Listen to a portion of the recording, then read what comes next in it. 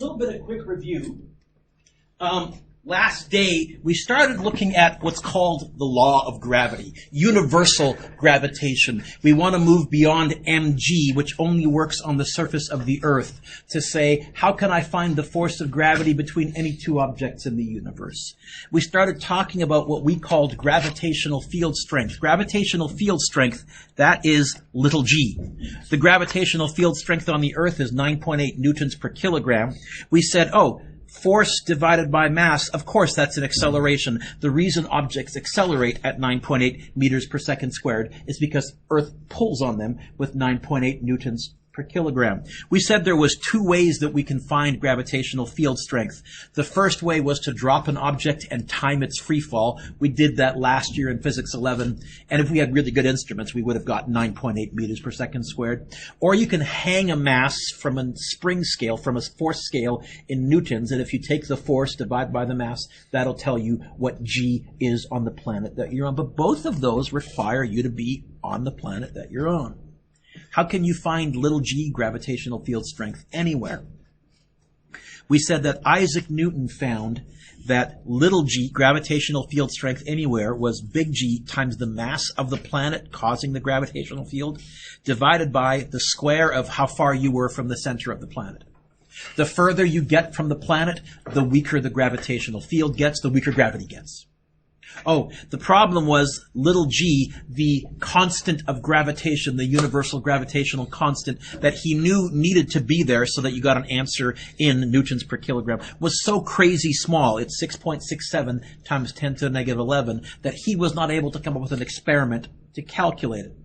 But we talked a little bit about the Cavendish experiment and how one of the first things that Cavendish did once he had measured g was he used it to calculate the mass of the Earth. It was way too big. That was the first indication that it isn't rocks all the way down, that somewhere else there must be something denser. My mom says I'm dense. She means something different. Okay. All right. We've said that gravity is a force that exists between the Earth and masses on the surface of the Earth. Actually, gravity is a force that exists between any two masses in the universe. So the diagram below shows two masses, big M and little m. You know what? Let's make this Earth, and let's make this little satellite. Okay. Make this little satellite. Compare the gravity forces on the two masses. A, the force exerted by big M, the Earth, is bigger. B, the force exerted by little m, the satellite, is bigger. C, the forces are the same. You know what? Let's vote. How high you hold your hand up is how sure you are of the answer.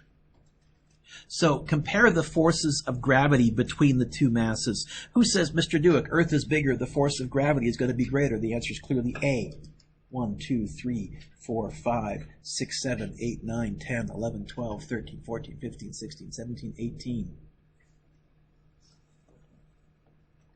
Who says, no, the force exerted by the satellite is greater? Who says the correct answer, that the forces are the same? And that's your time to raise your hand. Xavier, that's the time to raise your hand, because you were the two that didn't vote before. Of course the forces are the same. People, forces come in. Are you kidding me? Of course the forces are the same. The accelerations won't be the same because F equals what? Smaller mass. This one's going to really accelerate. The Earth is going to barely twitch. But of course it feels an identical force. Forces come in pairs. Please, can you tell me what law that is? Okay. Sorry? Gabor said Newton's first, which is wrong, so we will all have to write out. It's the third, but you don't get to write that. All of you have to write out forces come in pairs. You could have written Newton's third, dropped the mic, and walked away. But wait a minute, 18 of you couldn't have written that anyways, apparently, because, wow. That's the worst a class has ever done on that question. Yeah. So all you are is average? Fine. Since we have an expression for universal gravitational field, Little g is big G, big M over r squared. Getting an expression for universal gravitational force is trivial because I've already told you, how do you find the force of gravity? Get the obvious one. What did we always write? What?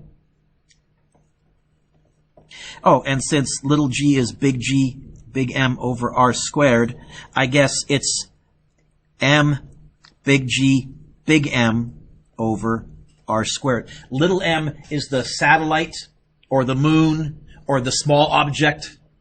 Big M is the planet. But the forces come in pairs. They are both feeling the same force. Big G is 6.67 times 10 to the 11. R is how far you are from the center. That's an R. Although usually we write it this way. I'm sure on your formula sheet I gave it to you as big G, big M, little m over r squared. Or if both masses are really close, sometimes they'll write it as big G, M1, M2 over r squared. I use the first version whenever we're talking about orbits because big M, that's the planet. Little m, that's the rocket ship or the satellite. But they're the same equation. What does the force of gravity depend on?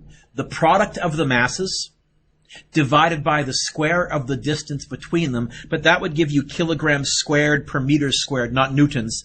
Multiply that by 6.67 times 10 to the negative 11. That's your conversion factor, the universal gravitational constant. That gives you an answer on Earth in newtons. So in the box on the next page, Fg equals big G, big M, little m over r squared. Some textbooks will put a D instead of an R. Depends whether you think about whether you're moving in a circle or whether you're at rest. Meters.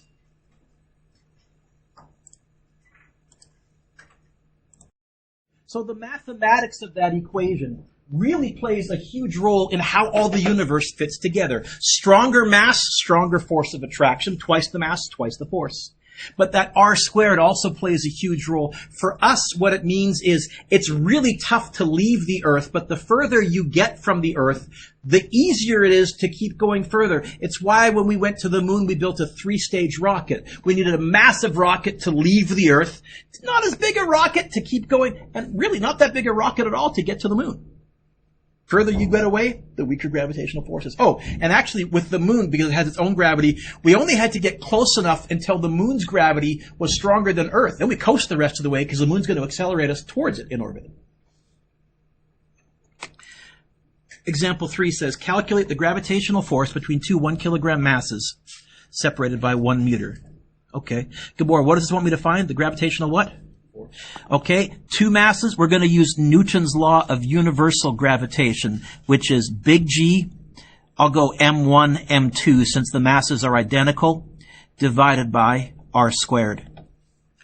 What's big G as a number exactly? It's on your sheet, but you might end up memorizing it. Put your calculator down, Garrett. Garrett, what's big G? 6.67 times 10 to the negative 11. What's M1 as a number exactly? What's M2 as a number exactly? Also 1. What's the distance between them? 1. What's 1 squared in your head? Without a calculator, Garrett, what's 6.67 times 10 to the negative 11 times 1 divided by 1 divided by 1? Please. 6.67 times 10. Wow.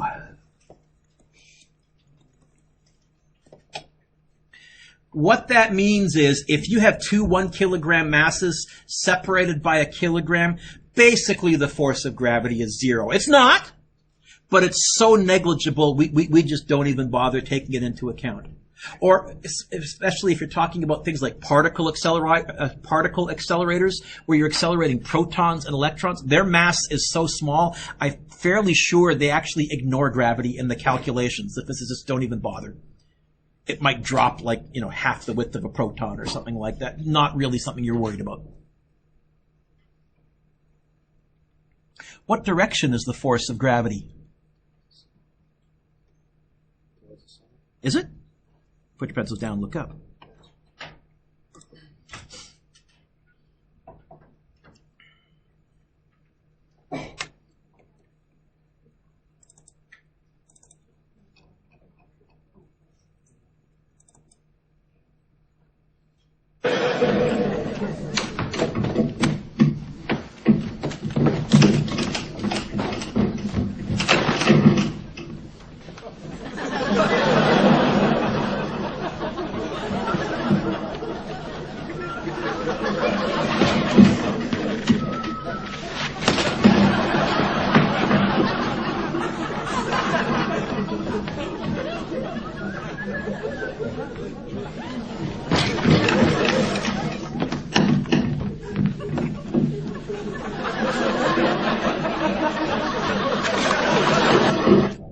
How are they doing this? Okay, the room's tilted, and she's clearly wearing a lot of hairspray or something because nothing on her looks like it's tilted in the room. She's wedged in there, but somehow keeping a very, very relaxed pose. Okay, let's watch this. Because it sure doesn't look like anything on her is in the same direction as what we know gravity is. It looks like it's down relative to the room. You've been drinking. No. Have it later.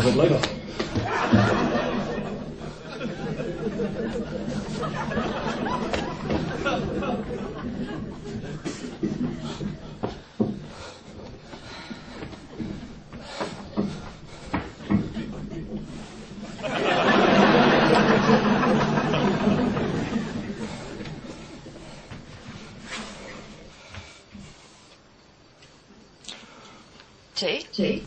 Yes, that'd be lovely. Thank you. No, I'll get it. It's fine.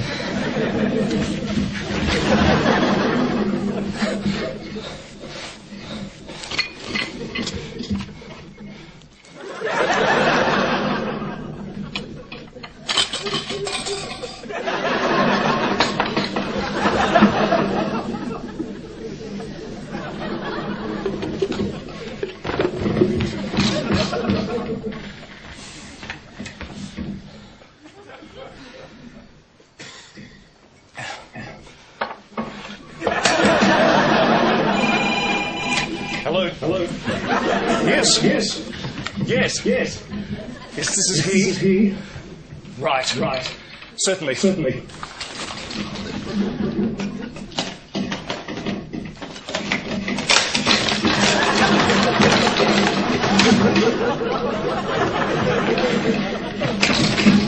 That's the hospital. I'm wanted in surgery urgently. I must leave immediately.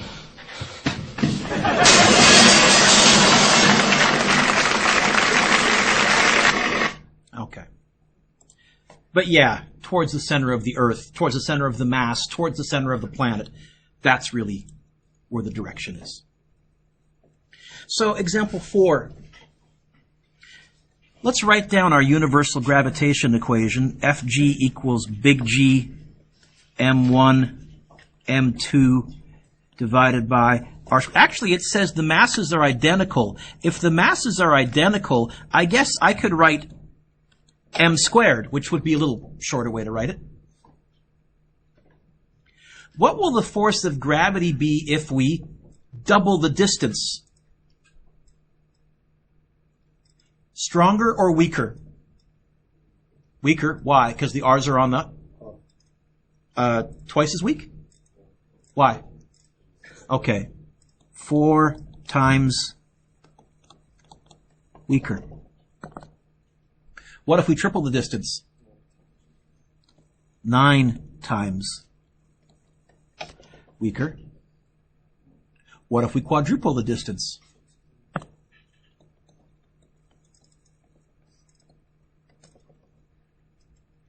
What if we double only one of the masses? Stronger or weaker? 2 times as strong or 4 times as strong? Well, if we only double one of the masses, I guess another way I can think about this m squared is mm. Then what? 2 times stronger. What if we double both of the masses? 4 times stronger.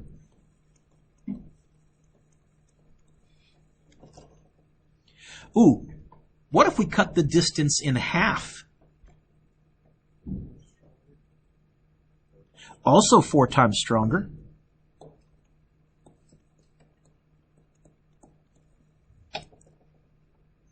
What if we double both masses and we double the distance?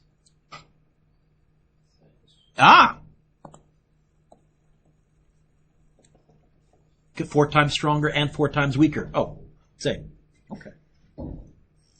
You'll notice, what didn't I muck around with? Big G. That's never going to change. That's always 6.67 times 10 to the negative 11. You might recall when we went over the take-home quiz, I said something like, well, there's 4 variables that I could... I will never ask you to solve for Big G. It's 6.67 times 10 to the negative 11 everywhere in the universe. That's the constant that we need in our metric system to get an answer in newtons. That's the conversion factor. Gravity is usually minuscule. We calculated it between 2 1-kilogram masses, and even in our heads, we were able to figure out it was 6.67 times 10 to the negative 11 newtons. Unless one of the masses is huge, like a planet or a star or a moon, then it starts to get noticeable. Assume the mass of the Earth is 5.98 times 10 to the 24th kilograms. It is. And its radius is 6.38 times 10 to the 6th meters. It is. Find the force that the Earth exerts on a 50-kilogram person on its surface. Okay. Fg equals big G, big M, little m, over r squared. And then I wrote, note, you can ignore the size of the person compared to the radius of the Earth. Somebody asked once, shouldn't you actually add the height of the center of mass of the person to the radius of the Earth? Technically, yeah, but it's such a minuscule amount compared to the radius of the Earth, we're going to ignore it. Let's crunch the numbers. Paige, what's big G as a number exactly, always, everywhere in the universe?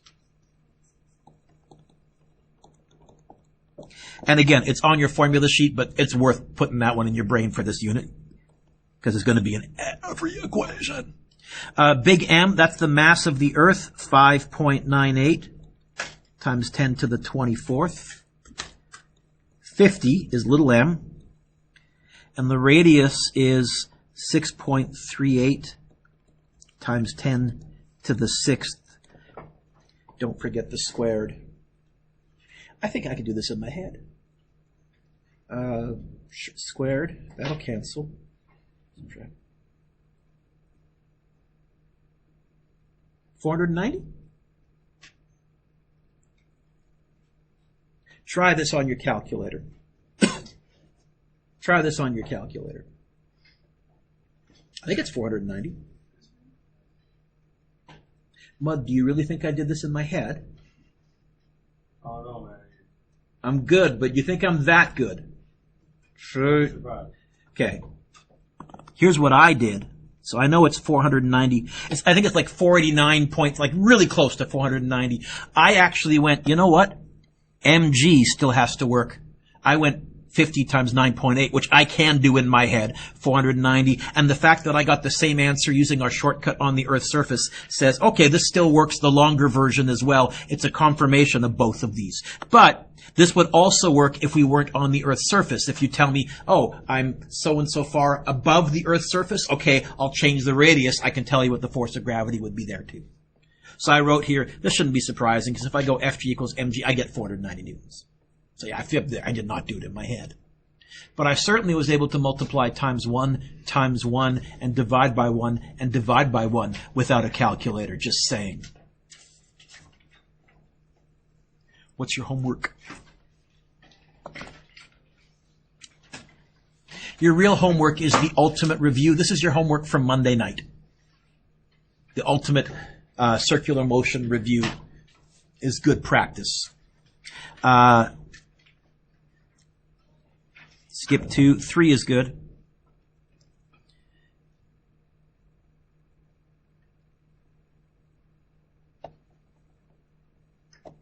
No, never mind. I'm not going to assign 5 or 4. 6 is good. 7 is good. 8 is good. 9 is good. 10 is good. I'll skip those. Those are circular motion review questions, but you're working on the study on the ultimate review. So I think I ended up saying 1, 3, 6, 7, 8, 9, 10. And you got a good half hour to work on this stuff.